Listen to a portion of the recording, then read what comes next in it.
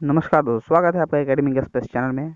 आज हम जीके के 10 इंपॉर्टेंट क्वेश्चन को देखेंगे, साथ ही उसे चारों ऑप्शन पर पूरी तरह से व्याख्या करेंगे और उससे संबंधित कोई भी अगर फैक्ट बनता है तो उस पर भी हम जानकारी प्राप्त करेंगे। चलिए, आपको क्वेश्चन पढ़ना है, उसका अच्छे से आंसर करना है। इसके लिए आपको 10 सेकंड का समय दिया जा रहा है, तो चलिए शुरू करते हैं। तारों का रंग किस पर निर्भर करता है? उसके तापमान पर, उसके दबाव पर, उसके उम्र पर या सौर मंडल से उसकी दूरी पर। क्वेश्चन अच्छे से पढ़िए और उसके अनुसार आंसर दीजिए। आपका समय शुरू होता है अब।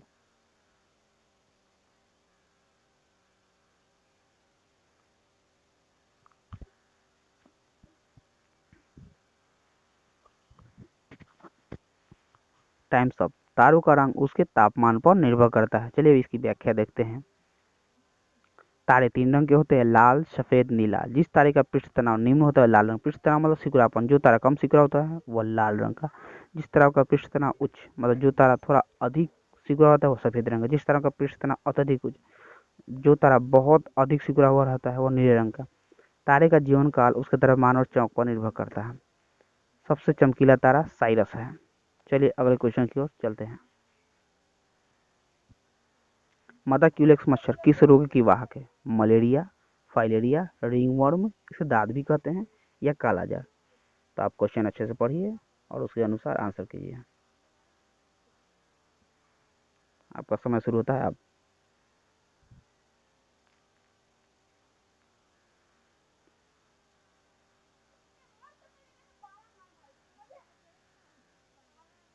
मादा क्यूलेक्स मच्छर फाइलेरिया की वाहक है। चलिए इसकी व्याख्या की ओर चलते हैं।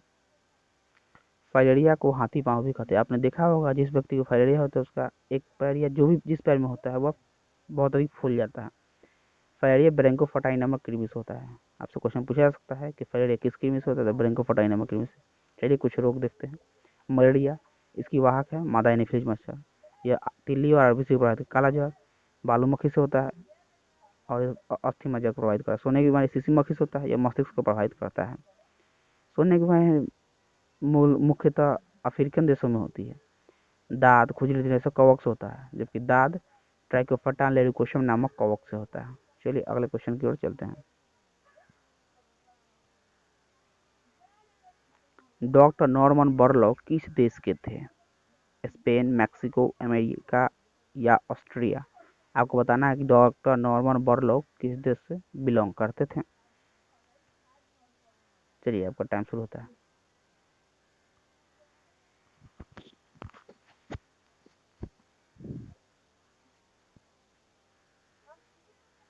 Times up.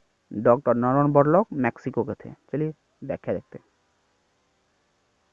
विश्व हरित क्रांति के जनक डॉक्टर एनी बोरलॉग, उन्हें नोबेल पुरस्कार दिया गया था 1972 में शांति क्षेत्र में। हाँ, बोरलॉग के नाम पर एक कृषि क्षेत्र में पुरस्कार दिया जाता है, बोरलॉग पुरस्कार। भारत में हरित क्रांति के जनक एम एस स्वामीनाथन को कहा जाता है। और एक क्वेश्चन, श्वेत क्रांति के जनक किसे कहता है? वर्गीज कुरियन। चलिए ऑप्शन के अकॉर्डिंग हम देखते हैं। मैक्सिको, इसकी राजधानी है मैक्सिको शहर, यहाँ की मुद्रा है पेसो। स्पेन, इसकी राजधानी है मद्रिद, यहाँ की मुद्रा है यूरो। ऑस्ट्रिया, इसकी राजधानी है वियना, यहाँ की मुद्रा है यूरो। देखिए जैसा कि हमने बताया था शुरू में ही कि हम एक क्वेश्चन से 4 ऑप्शन और उससे संबंधित फैक्ट भी देखेंगे, तो मैं यहाँ ऑप्शन और उससे संबंधित फैक्ट भी बता रहा हूँ। हमसे जितनी अच्छी हो पाएगी कोशिश कर रहे हैं हम, आपको उतनी अच्छी जानकारी दे पाएंगे। चलिए अगले क्वेश्चन की ओर चलते हैं। अगला क्वेश्चन देखते हैं क्या।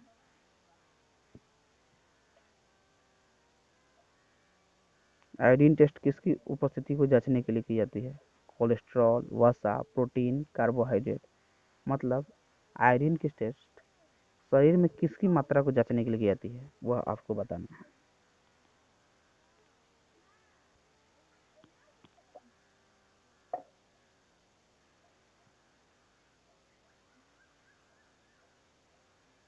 Times up. Iodine test carbohydrate की उपस्थिति को जांचने के लिए की जाती है। चलिए अगले क्वेश्चन की ओर चल व्याख्या देखते हैं। कार्बोहाइड्रेट में कार्बन, हाइड्रोजन, ऑक्सीजन का अनुपात 1:2 और 1 के रूप में होता है। मतलब कार्बोहाइड्रेट में कार्बन की मात्रा 1, हाइड्रोजन की मात्रा 2 और ऑक्सीजन की मात्रा 1 होती है। प्रोटीन शब्द का सर्वप्रथम प्रयोग जे बर्जीलियस ने किया था। 20 अमीनो अम्ल मिलकर एक प्रोटीन का निर्माण करते हैं। 1 ग्राम वसा 9.3 किलो कैलोरी ऊर्जा उत्पन्न करती है। कोलेस्ट्रॉल की मात्रा शरीर में बढ़ने पर हार्ट अटैक की संभावना होती है। आपने देखा होगा कि अत्यधिक रूप से हार्ट अटैक मोटे लोगों को आती है, क्योंकि उनके शरीर में कोलेस्ट्रॉल की मात्रा बहुत अधिक होती है और इसकी मात्रा हमारे शरीर में अधिक होने पर यह शरीर के लिए हानिकारक होता है। समदाब रेखाएं निम्नलिखित में किसे प्रदर्शित करती है? समान आर्द्रता क्षेत्र को, समान तापमान, समान वर्षा, समान वायुमंडलीय दबाव। आपको बताना है समताप रेखाएं, मतलब ये जो रेखाएं होती है मानचित्र पर खींची जाती है, उसमें जो समदाब रेखाएं खींची जाती है किन्हें प्रदर्शित करती है वह आपको बताना है। चलिए टाइम शुरू होता है।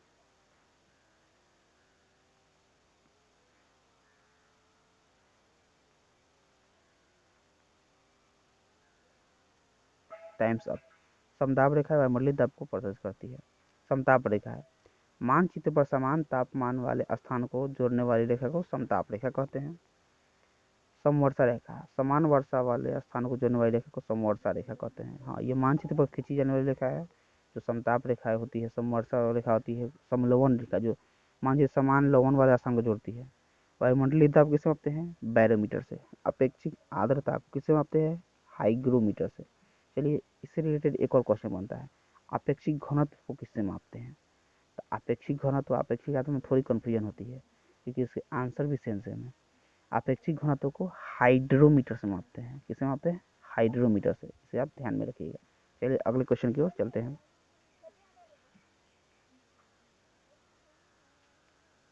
भारतीय संविधान का कौन सा अनुच्छेद छुआछूत उन्मूलन से संबंधित है?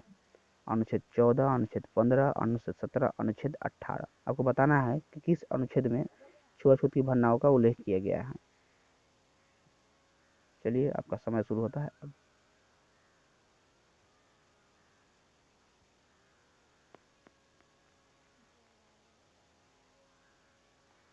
Times up. अनुच्छेद 17 में छुआछूत की भावनाओं का उल्लेख है। चलिए व्याख्या देखते हैं।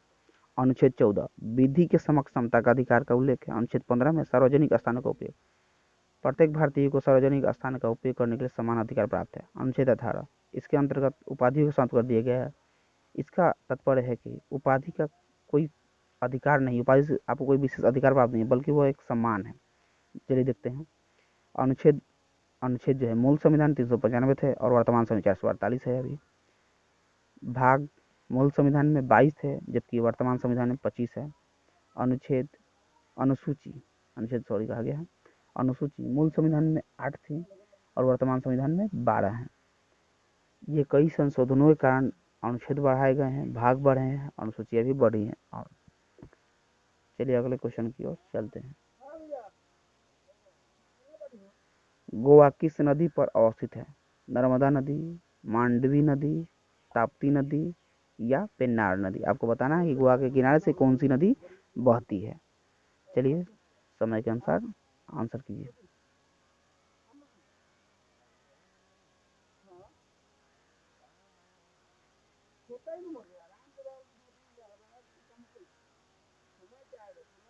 Times up. गोवा मांडवी नदी के किनारे स्थित है। चलिए व्याख्या देखते हैं। चलिए बताते हैं व्याख्या की ओर। शहर नदी उद्गम, उद्गम जहाँ से नदियाँ निकलती है उसे उद्गम कहते हैं, और मुहाना जहाँ नदी जाकर गिरती है। गोवा नदी मांडवी नदी के किनारे, गोवा जो है मांडवी नदी के किनारे अवस्थित है और मांडवी नदी पश्चिमी घाट से निकलती है और जो प्रपात में जाके मिलती है।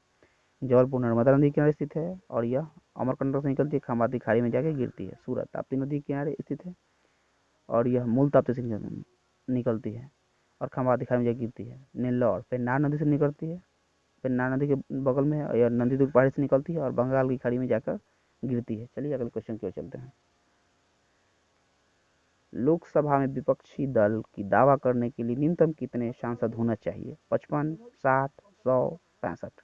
आपको बताना है लोकसभा में विपक्षी दल की दावा प्रस्तुत करने के लिए हमारे पास न्यूनतम कितने सांसद होना आवश्यक है।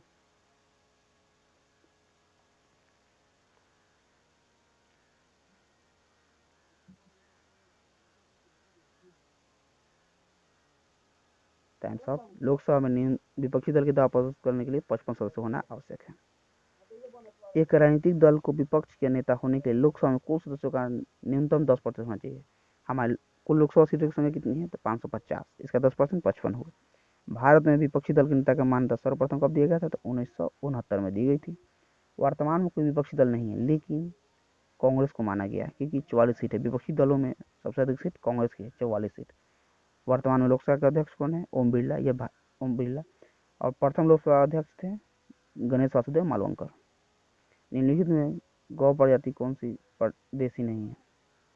गिर, हॉस्टिन फ्रिजियन, थार पारकर, रेड सिंधी। प्रजाति देसी नहीं है मतलब कि विदेशी है, आपको बताना है। चलिए ऑप्शन के अकॉर्डिंग आंसर दीजिए।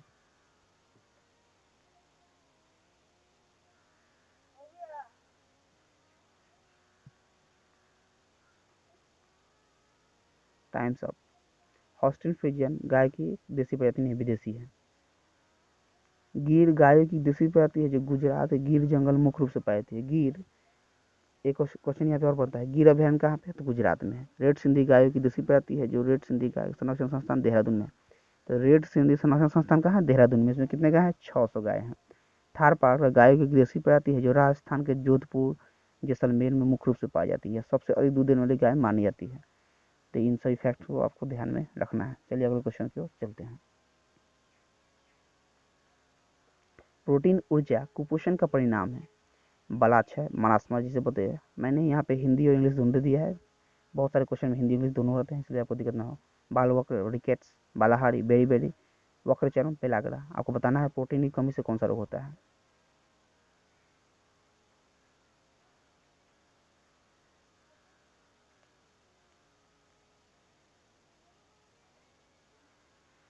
सही आंसर है मरासमस। प्रोटीन की कमी से मरासमस होता है, बाल क्षय। प्रोटीन की कमी से होने वाले रोग मरासमस और दो रोग होते हैं। मरासमस इसमें बच्चों के हाथ पांव दुबले हो जाते हैं और पेट बाहर निकल जाता है। क्वासियोरकर, इस रोग में बच्चे मांसपेशियां ढीली हो जाती है, मतलब झूल जाती है। क्वासियोरकर रोग जिसे कहते हैं प्रोटीन की कमी से। चलिए कुछ रोग देखते हैं विटामिन का रसायन। रिकेट्स विटामिन डी की कमी से होता है, इसका रसायन है कैल्सिफेरॉल है। बेरी बेरी विटामिन बी की कमी से, इसका नाम है थायमिन। पेलाग्रा विटामिन बी3 की कमी से होता है, इसका रसायन नाम है नियासिन। दोस्तों आपसे एक निवेदन है कि अगर हमारी कोशिश आपको अच्छा लगी तो आप हमें सपोर्ट कीजिए, और जिस भी टॉपिक पर आपको क्वेश्चन आंसर चाहिए उसके लिए हमें कमेंट कीजिए। और आपसे एक और निवेदन है, आप इस चैनल को सब्सक्राइब कीजिए और अगले अपने 2 दोस्तों को कहिए सब्सक्राइब करने के लिए, और उन दोनों को कहिए कि वो भी किसी दोस्त से सब्सक्राइब करवाएं, अगर आपको ये हमारी कोशिश पूरी तरह से अच्छी लगी तो। जय हिंद, जय भारत, मिलते हैं।